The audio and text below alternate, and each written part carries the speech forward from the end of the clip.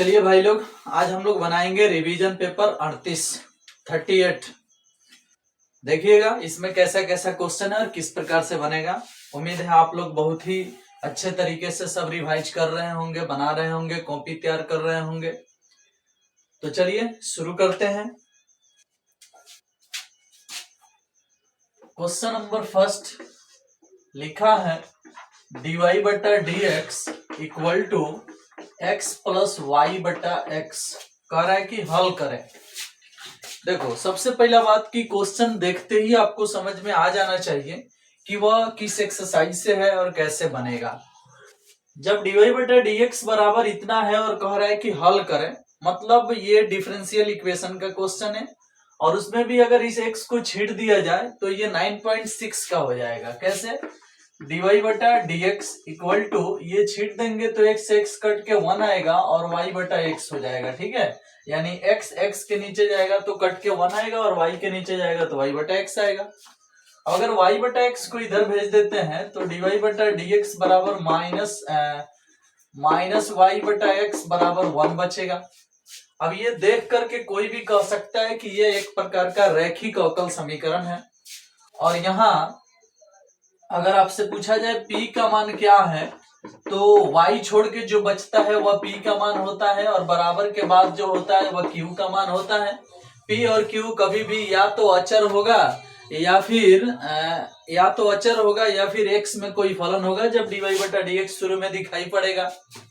चलो, तब p का मान -1/x है तो हम यहाँ पहले निकालेंगे IF, क्योंकि जब p और q पता चल जाता है तो IF निकाला जाता है। IF का फॉर्मूला होता है e के पावर p dx। ठीक है, e के पावर p dx। p का मान हम पुट करेंगे तो हो जाएगा कितना, तो e के पावर में -1/x dx। ठीक है, 1/x का होता है log x, तो ऐसे हो जाएगा e के पावर माइनस log x हो जाएगा। ठीक है, इस तरह से। अब देखो ये माइनस ऊपर चला जाएगा ना, ऊपर हो जाएगा कितना, ये माइनस ऊपर जाएगा तो x इनवर्स हो जाएगा और ई लॉग लेके भाग जाएगा तो x इनवर्स आएगा, यानी 1/x बोल सकते हो। ठीक है, तो -1/x का इंटीग्रेशन निकाला गया, माइनस log x आया। माइनस को अंदर डालने से log 1/x हो जाता है, ई लॉग लेके भाग जाता है, 1/x बच जाता है। ठीक है, तो आप अगर हाई नहीं लिखेंगे, डायरेक्ट भी हाई लिखेंगे तो भी चलेगा। ठीक है, चलो तो IF मिल गया। इसके बाद होता है व्यापक हल।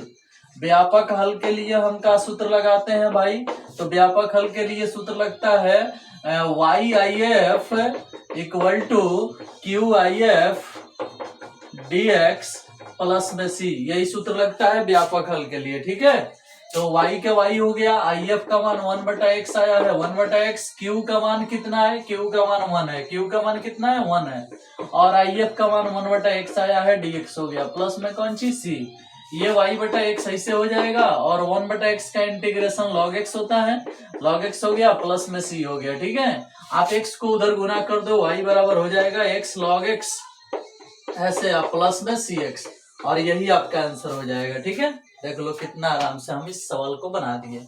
ठीक है, ये 9.6 का क्वेश्चन है, रैखिक अवकल समीकरण का। कैसे बनेगा सीख लो, समझ लो।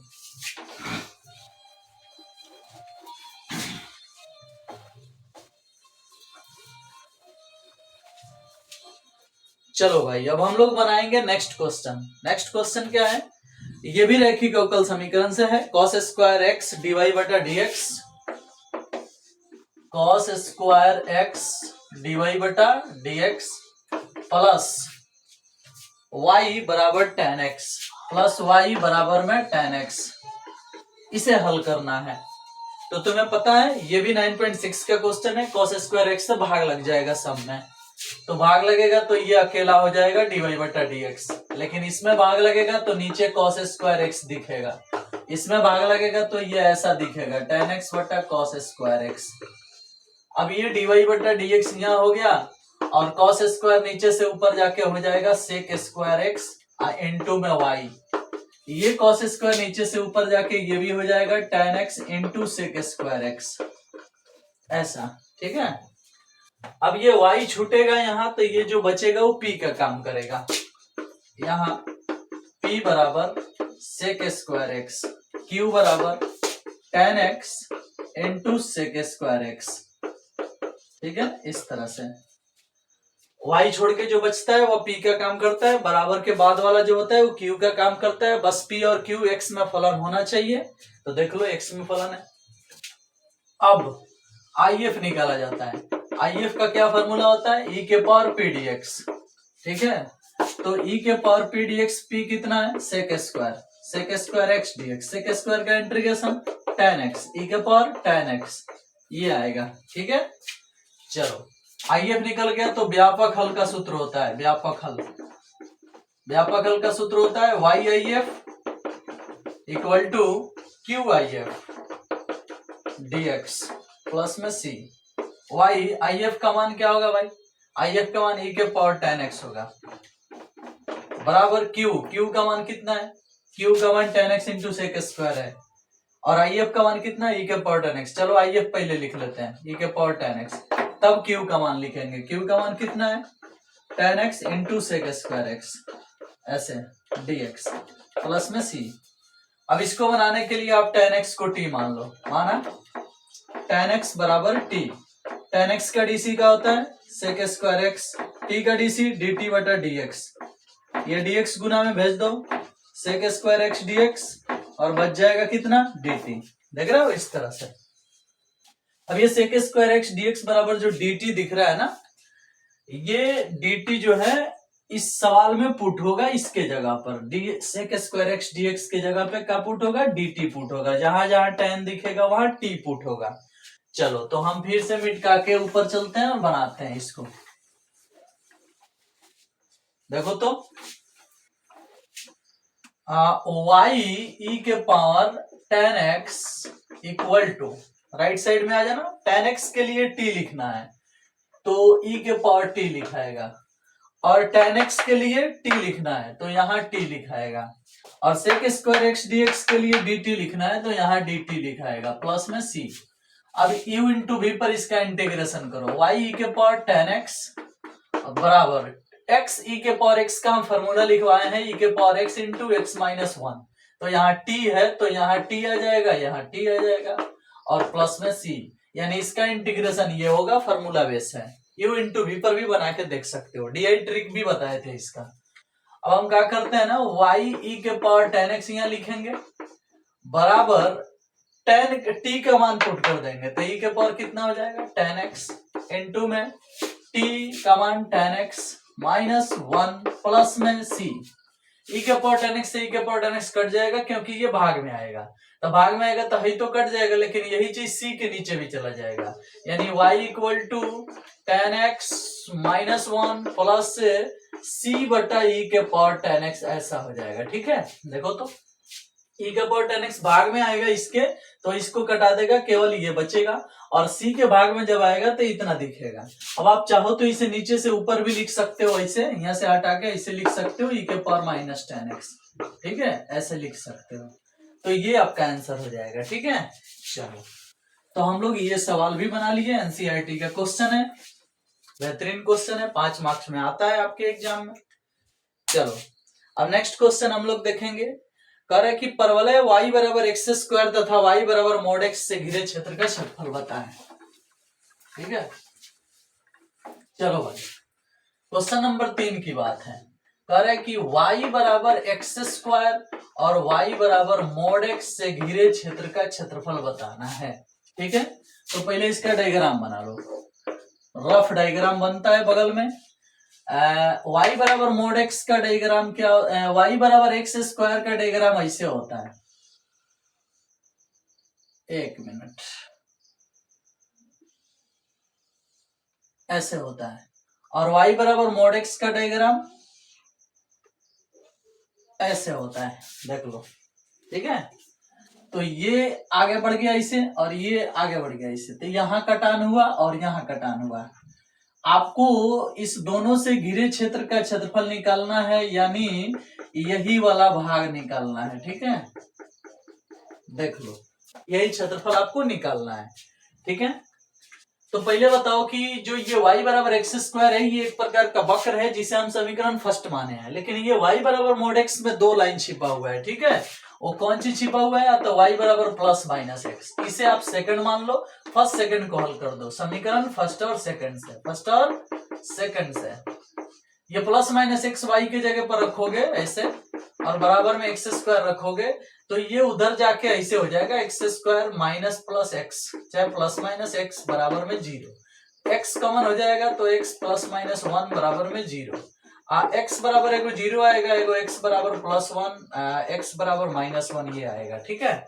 तो एक्स का 3 गो वैल्यू आ गया, तो यहाँ से सीधे अगर लंब डाल दो नीचे और यहाँ से सीधे लंब डाल दो नीचे, तो ये जो पॉइंट मिलेगा इसे -1 कहा जाएगा, इसे 1 कहा जाएगा, और ये वाले पॉइंट को 0 कहा जाएगा। देख लो 0 1 -1 तीनों मिल गया। अब इस छायांकित भाग का क्षेत्रफल निकालना है, तो जितना इधर भाग कलर हुआ होगा उतना ही इधर भाग कलर हुआ होगा, तो हम सिर्फ एक साइड पर विचार करेंगे, 0 से 1 वाले पर विचार करेंगे, ठीक है। तो चलो हम लिखते हैं यहाँ पर छायांकित भाग के क्षेत्रफल, छायांकित भाग का क्षेत्रफल, ठीक है। तो पहले 0 से 1 ले लो, चलो भाई 0 से 1 ले लिए, 0 से 1 में ऊपर वाला ढक्कन इस्तेमाल करो, ऊपर वाला लाइन y बराबर x है, ठीक है। y बराबर मोड x में 2 लाइन है, y बराबर x और y बराबर माइनस x, तो इसको y बराबर x कहा जाता है और इसको y बराबर माइनस x कहा जाता है, इस लाइन को, ठीक है, इस तरह से, ठीक है। तो चलो इस लाइन को y बराबर x कहा जाता है, तो ऊपर वाला ढक्कन इस्तेमाल करोगे तो यहाँ यही x dx लिखाएगा, यही वाला x लिखाएगा, ठीक है। जो ढक्कन होता है ना वहां से y का मान लिखा जाता है, तो ये ऊपर वाला ढक्कन इस्तेमाल करोगे, अगर y बराबर x लिख दिए हो यहाँ पे, तो भाई जो रंगा हुआ भाग है, जो नहीं रंगा हुआ भाग है, वो दोनों 0 से 1 के बीच में निकल गया, ठीक है। 0 से 1 ले रहे हो, ऊपर वाला ढक्कन इस्तेमाल कर रहे हो, तो जो छायांकित भाग है वो भी, जो नहीं है वो भी, दोनों निकल रहा है। तो उसमें से हमें फिर घटाना भी पड़ेगा 0 से 1 घटाना पड़ेगा, तो ये नीचे वाला ढक्कन इस्तेमाल करेंगे, तो उससे ढका हुआ क्षेत्र जो है वो बिना छायांकित भाग है, तो उसको निकाल कर घटा दो। तो 0 से 1 में ये वाला चीज पकड़ोगे, ये वाला जो है ना इससे मिला है, और इसमें y का मान क्या है, एक्स स्क्वायर है, तो यहाँ एक्स स्क्वायर dx लिख दो। अब बताओ ऊपर वाले में से ये नीचे वाला घट जाएगा, तो जो छायांकित भाग है वही ना निकलेगा, लेकिन बात यह है ना कि इस ऐसा छायांकित भाग इधर भी है, तो हम क्या करेंगे, तो इसको हल करके इसमें 2 से गुना कर देंगे, क्योंकि एक साइड के लिए ये चीज आया है, उसमें 2 से गुना होगा तो दोनों साइड का छायांकित भाग निकलेगा। चलो इसको हल कैसे करेंगे, 2 बाहर रहेगा, x का integration x square by 2, upper lower limit होगा 0 से 1, यही 2 उसमें जाएगा तो -2, एक्स स्क्वायर का इंटीग्रेशन x के पावर 3/3, अपर लोअर लिमिट होगा 0 से 1, 1 यहाँ पुट करेंगे 1/2, 0 पुट करेंगे 0, तो 2 गुना 1/2 कट के 1, ठीक है। देखो हल कर रहे हैं, एक यहाँ रखोगे 1 के स्क्वायर 1/2, 2 से 2 कट गया 1, 0 रखोगे 0, यानी कितना आया, हल होके 1 आया। एक यहाँ रखोगे 1/3, तो 2 से गुना 2/3, यानी -2/3 मिल रहा है, 0 रखने से 0। अब 3 एकम 3 में से 2 जाएगा तो 1/3 आएगा, वर्ग मात्रक इसलिए लग गया क्योंकि क्षेत्रफल है, तो क्षेत्रफल में वर्ग मात्रक लगता है, ठीक है। देख लो ये सवाल हम लोग बना लिया। 8.1 का क्वेश्चन नंबर 9 है।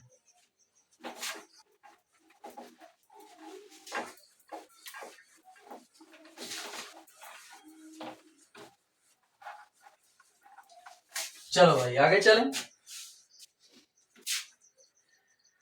क्वेश्चन नंबर 4 कह रहा है कि dx बटा x माइनस एक्स क्यू का मान ज्ञात करें। आसान बात है, ये सब क्या छोटे छोटे प्रश्न है यार, dx बटा x माइनस एक्स क्यू का मान निकालना है।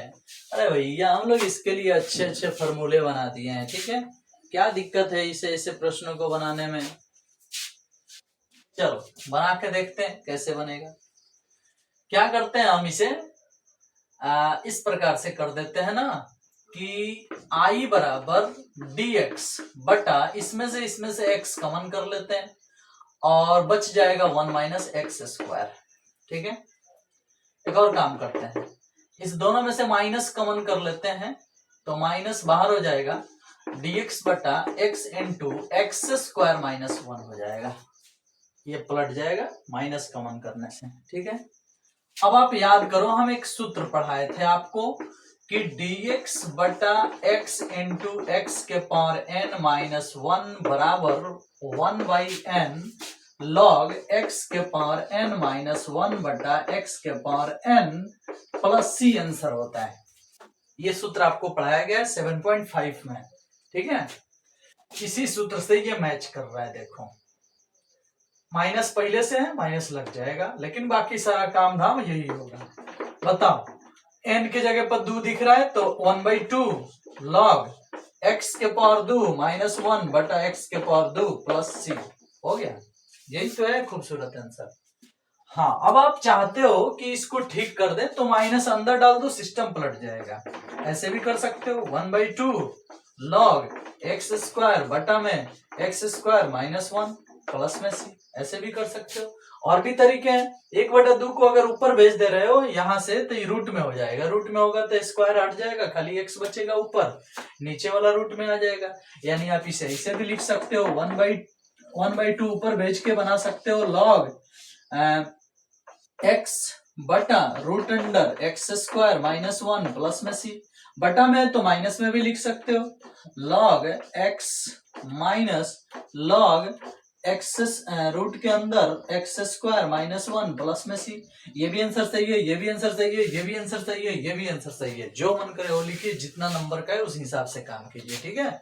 चलो तो हम ये सवाल भी बना लिए।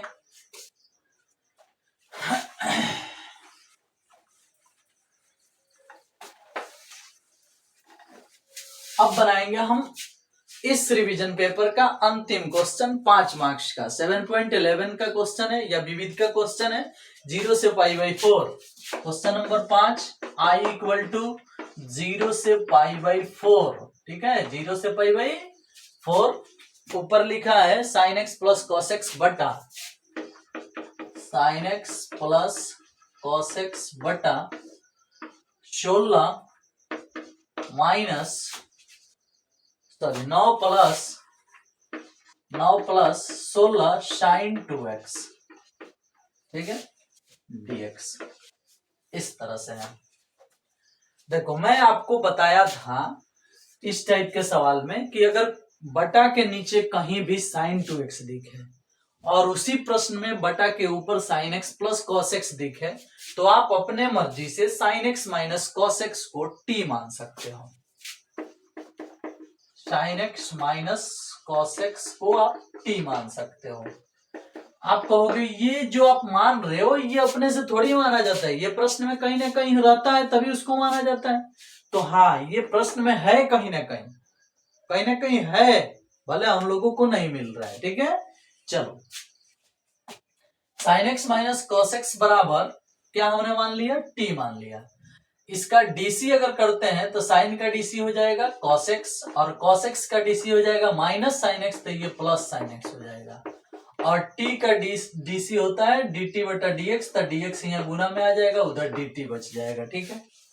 इसे आप फर्स्ट मान लो और फिर से समीकरण फर्स्ट का वर्ग कर दो, वर्ग करने पर, ठीक है, वर्ग करोगे तो इसका होल स्क्वायर हो जाएगा, यानी sine x minus cos x का होल स्क्वायर और उधर t का स्क्वायर हो जाएगा। a माइनस बी के होल स्क्वायर a स्क्वायर, ठीक है, प्लस में b स्क्वायर, ठीक है, और माइनस में 2ab हो जाएगा, ठीक है, और बराबर में t स्क्वायर है। a माइनस बी के whole square a square plus b square minus 2ab, ये 1 होता है तो 1 माइनस 2 साइन 2x हो जाएगा। साइन 1 माइनस यहां से यहां तक का सूत्र होता है साइन 2x और इसका सूत्र होता है 1, बराबर में है t स्क्वायर। अब हम क्या करेंगे कि साइन 2x उधर भेज देंगे और इसको इधर बुला लेंगे तो क्या हो जाएगा, साइन 2x बराबर 1 माइनस टी स्क्वायर हो जाएगा। साइन 2x उधर जाके प्लस में हो जाएगा, टी स्क्वायर इधर आके माइनस में हो जाएगा, तो साइन 2x का मान कितना आ गया, 1 माइनस टी स्क्वायर। अब ये साइन 2x का मान हम यहां पुट करेंगे 1 माइनस टी स्क्वायर, ठीक है। अब इसके बाद हम क्या करेंगे कि sine x plus cos x dx का मान हम पुट करेंगे dt, तब हमारा सवाल क्या हो जाएगा, आओ देख लेते हैं। एक और काम करते हैं, जब भी हम किसी भी चीज को मानते हैं ना एक्स टी मानते हैं ना, तो उस समय हम अपर लोअर लिमिट बदल लेते हैं। π/4 अगर इसमें पुट होता है कहीं भी, π/4 मान दोनों का बराबर आएगा 45 डिग्री पर, तो 0 हो जाएगा। लेकिन अगर 0 पुट होता है यहाँ और यहाँ 0 पुट होता है, तो साइन 0 का मान 0, यहाँ 0 आएगा तो cos 0 का मान 1, लेकिन बाहर माइनस है तो -1। तो जहां 0 से π/4 लिखा रहा था वहां -1 से 0 लिखाएगा, -1 से 0। और ऊपर sin x plus cos x into dx है, ये वाला आया है, देखो sin x plus cos x into dx, dt लिखाएगा तो dt हो गया, बटा 9 + 16 है तो 9 + 16 लिख दो। sin 2x का मान 1 - t² आया है तो 1 - t² लिख दो, 1 - t² लिख दो, ठीक है। इस तरह से I बराबर हम लिख सकते हैं -1 से 0 dt बटा 16 एकम 16, 16 9 25, माइनस 16 में t से गुना तो 16t²। ऐसे इसको भी हम तोड़ के चाहें तो ऐसे लिख सकते हैं -1 से 0 dt बटा 5 स्क्वायर -4t के होल स्क्वायर, ठीक है। a square minus x square के फॉर्मूला पे ये टूट जाएगा। फॉर्मूला होता है यहाँ ऊपर से लिख देते हैं, ध्यान से देखना। फॉर्मूला होता है I बराबर हो जाएगा 1/2a, a का मान कितना है 5 तो गुना में 5, और t का गुणांक 4 तो गुना में 4, ठीक है। तो हो गया 1/2a, ठीक है ना, 1/2a, और t का गुणांक भी आ गया log, ठीक है, a प्लस x यानी 5 + 4t बटा 5 - 4t, ऐसा होता है, ठीक है। अपर लोअर लिमिट क्या पुट करना है, -1 से 0। चलो पुट करके देखते हैं। 0 यहाँ पुट करेंगे, 0 यहाँ पुट करेंगे, 5/5 कट के 1 आएगा, और log 1 का मान का हो जाएगा 0 हो जाएगा, ठीक है। तो 0 में कुछ उसे गुना 0 हो जाएगा। सूत्र के अनुसार माइनस लगता है, माइनस दे देंगे, ठीक है। 1/5 का 20 दूनी 40 होता है तो 40 हो गया। -1 यहाँ रखाएगा तो 5 में से 4 जो है, -1 रखने से माइनस हो जाएगा, 5 में से 4 घटेगा 1 आएगा, यानी log ऊपर 1 आ रहा है। और -1 यहाँ रखेंगे तो प्लस हो जाएगा, 5 4 9 हो जाएगा, यानी log 1/9 आ रहा है। अब इसमें माइनस को आप अंदर डालोगे तो यही से हो जाएगा 1/40 log 9 हो जाएगा, ठीक है। और इस प्रकार से हमारा ये सवाल भी बन गया, ठीक है। यहाँ जो फॉर्मूला हम लगाए हैं, कौन सा फॉर्मूला लगाए हैं, इस बात को आप जान लीजिए। कैसे, तो dx, t को x समझ लीजिए, dx बटा a² - x² का फॉर्मूला होता है 1/2a log a plus x बटा a - x, ठीक है। उस तरह से उसको किया गया है, और उसमें भी t का गुणांक 4 है, a का मान 5 है, तो 2a तो 5 दूना 10, t के गुणांक 4 तो 10 चौका 40, तब जाके ये बना है। ये आपके एग्जाम में 5 नंबर में पूछ सकता है। इस क्वेश्चन का आप रिवीजन कर लीजिएगा, बेहतरीन क्वेश्चन है। चलिए जी, उम्मीद है आप लोग इस बात को समझ गए होंगे। तो आज हम इस वीडियो को यहीं पे खत्म करते हैं। नेक्स्ट रिवीजन पेपर का आप इंतजार करें, और उसमें कैसा क्वेश्चन है ये बात हम लोग अगले वीडियो में देखेंगे। Thank you, bye bye.